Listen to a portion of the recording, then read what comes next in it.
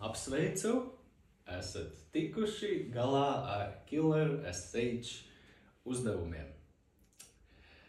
Un gan jau paši pamanījāt, tur tajā aprakstā ir teikts, the simulator is more difficult than the real certification. Nav taisnība.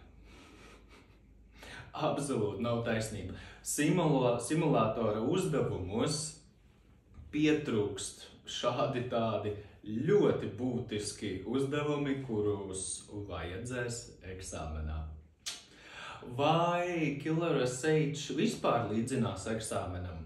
Jā, pavisam noteikti, ieskaitot arī, dažreiz var gadīties pat eksāmena laikā, ka interfejs paliek lēns, un tad tur ir speciāli ieteikumi restartēt interfeisu.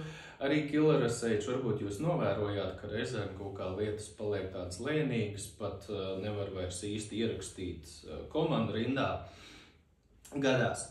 Bet citādāk, viss tas environments, tā vide ir ļoti līdzīga, pat gandrīz identiska. Kam ir jāpievērš uzmanība, ka Killer SH uzdevumi nav mainījušies pēc maniem secinājumiem vismaz gadu. Nezinu, cik vēl tā teikt pirms tam. Tas nenozīmē, ka šie ir slikti uzdevumi, bet tātad kādas jaunās lietas tur varbūt nav. Tas nozīmē, ka tur netiek regulāri papildināts, un tie ir konkrēti šie te Killer SH uzdevumi simulators, kuri nemainās. Tie ir visu laiku vien tie paši.